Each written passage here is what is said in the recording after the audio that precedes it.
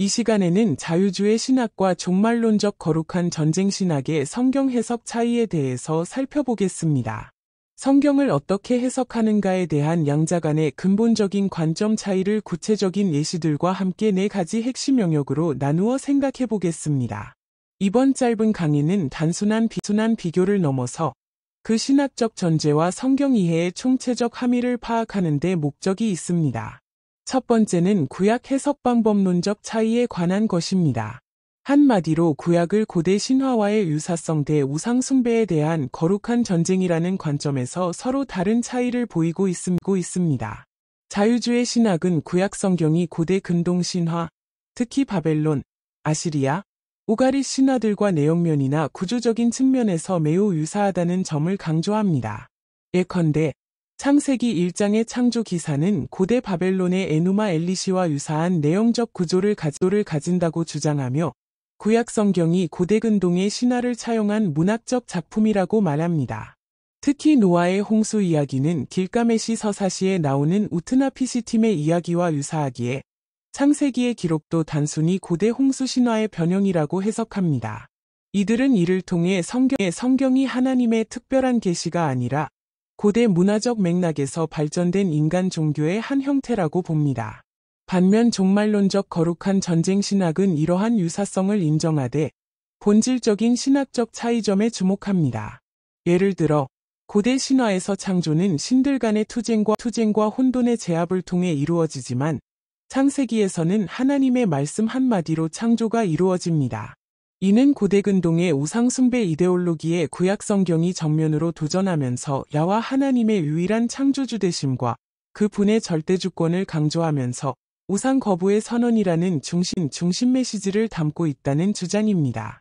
즉, 구약은 단순히 유사한 문화적 표현이 아니라 우상 숭배 이데올로기를 전복시키는 영적 전쟁의 선포문으로 해석됩니다. 예를 들면 출애굽기의 10가지 재앙은 애굽이 섬겼던 주된 신들과의 대결이며 가나안 정복도 단순한 영토 점령이 아닌 야훼의 거룩한 전쟁으로서 태양신인 바알 종교 사상이 지배했던 가나안 땅에 대한 심판과 하나님의 통치권 확립이라는 신학적 의미를 지닙니다. 두 번째 영역은 기적에 관한 해석의 차이입니다. 즉 문학적 상징 대 하나님의 실제적 개입이라는 차이를 보이고 있습니다. 자유주의 신학은 근대 계몽주의의 영향 아래 성경 속 기적을 이성적으로 설명하고자 합니다. 예를 들어 예수님의 물 위를 걷는 사건은 문학적 상징으로서 이 길을 극복하는 영적 교훈 정도로 해석되고 오병이어의 기적은 실제로 빵이 늘어난 사건이 아니라 사람들이 감동받아 나눔을 실천한 사례라고 설명합니다. 예수님의 부활조차도 실질적 사건이 아니라 제자들이 경험한 영적 각성이나 신앙의 부활 감정으로 해석되며 이는 존 도미니크 로산, 볼트만, 츄바이처 등 많은 자유주의 신학자들의 입장을 반영합니다. 하지만 종말론적 거룩한 전쟁 신학은 이와 달리 기적을 사탄이 지배하는 이 땅의 하나님의 나라가 실제로 침노한 실제적인 증거로 받아들입니다. 구약의 홍해가 갈라진 사건은 해방신학에서 주장하는 이집트의 제국주의적 폭력체제로부터 민중인 이스라엘이 하나님의 개입에 의해 정치적 군사적으로 해방된 사건으로 보는 것이 아니라 바다 권세, 곧 고대 근동에서 혼돈과 사망을 상징하는 악한 권세의 상징인 바다를 하나님께서 제압하신 신적 전투의 현장으로 봅니다. 엘리야가 불로 하늘에서 응답받는 장면 또한 바알 숭배에 대한 이스라엘의 우상 숭배 행위에 대해 야훼께서 유일한 창조주로 구원자 되심을 나타내는 거룩한 전쟁의 결과로 봅니다.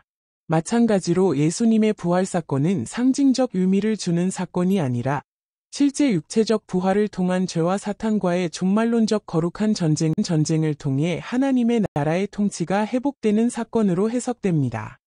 기적은 인간 심리의 환상이나 문학적 표현이 아니라 초자연적 전쟁의 전략적 돌파구입니다.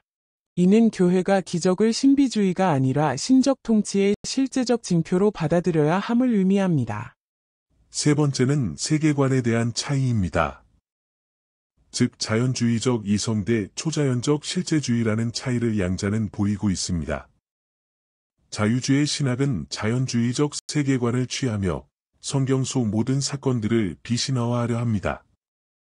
이는 곧 천사, 악령, 귀신, 사탄과 같은 존재들을 상징적 개념이나 고대인의 세계관 산물로 치부하게 됩니다. 예컨대 마가복음에서 예수님이 귀신을 쫓아내는 장면도 실제 귀신 존재가 아니라 당시의 심리적 병증이나 사회적 낙인을 제거하는 상징 행위로 해석됩니다.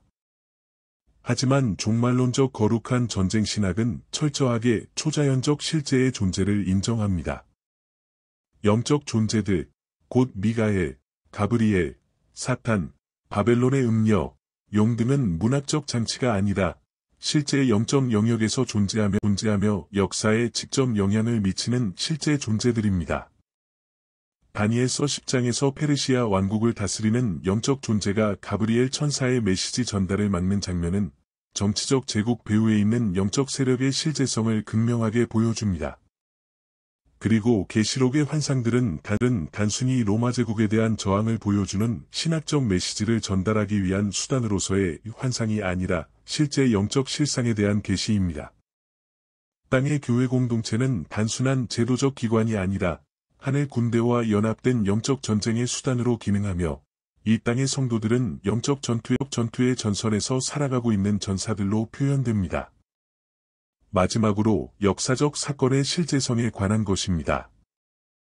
즉 양자는 신화와 대 하나님 나라의 실제 승리라는 차이점을 극명하게 보여줍니다. 자유주의 신학은 성경의 역사성을 축소하거나 부인합니다.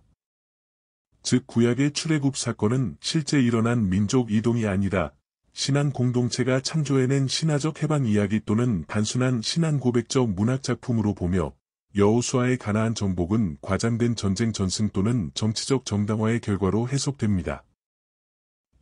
예수 그리스도의 부활조차도 문자적 사건이 아닌 초대교회가 후에 예수를 신격화하여 인위적으로 만들어낸 초대 공동체의 신앙 고백의 산물로 여겨집니다. 반면 종말론적 거룩한 전쟁 신학은 성경의 역사적 사건들이 곧 하나님 나라의 실제적 침투와 승리의 결정적 현장으로 이해합니다. 출애굽은 하나님이 사탄의 통치체제를 깨뜨리고 이스라엘을 해방하신 실제적인 해방전쟁이며 가나안 정복은 단순한 민족 이동이 아니라 이방 우상체제를 전복하는 거룩한 전쟁 사건입니다. 무엇보다 예수님의 부활은 단순한 상징이 아니라 사망 권세를 실제로 깨뜨린 역사적 승리 사건으로 사탄의 권세가 실제로 무너진 우주적 승리의 날입니다. 계시록 11장에서 두 증인이 죽고 부활하여 하늘로 들림받는 사건, 12장에서 여자의 남은 자손과 용의 싸움, 19장에서 흰 말을 탄 자인 그리스도의 재림 전쟁은 모두 종말에 일어날 상징이 아니라 실제적이고도 구체적으로 역사 안에서 실현되는 사탄의 나라에 대한 하나님 나라의 거룩한 전쟁과 궁극적인 승리를 보여주는 신학적 메시지로 받아들여집니다. 정리하자면 자유주의 신학은 성경을 인간의 합리적인 사유와 이성적인 논리의 기초 위에서 판단하면서 상징적인 메시지를 주는 책으로 재해석하며 기적과 초자연, 역사성을 문학적으로 재구성하려는 시도를 보입니다. 반면 종말론적 거룩한 전쟁 신학은 성경을 하나님 나라와 사탄의 나라 사이에서 실제 벌어지는 거룩한 전쟁의 계시와 역사로 해석하며 모든 기적과 사건, 인물, 역사를 하나님 나라의 승리로 해석합니다. 이러한 신학적 차이는 성경 해석을 넘어 교회론, 종말론, 선교론, 제자도, 그리고 성도의 정체성에까지 결정적인 영향을 미칩니다.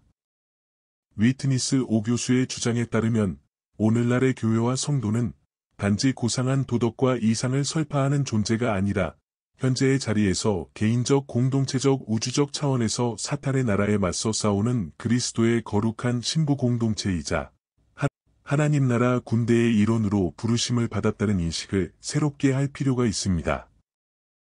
그 거룩한 전쟁을 믿음 아래서 싸워내야 할 근거는 미래적 종말론적 하나님 나라의 궁극적인 승리와 소망에 있다고 말합니다.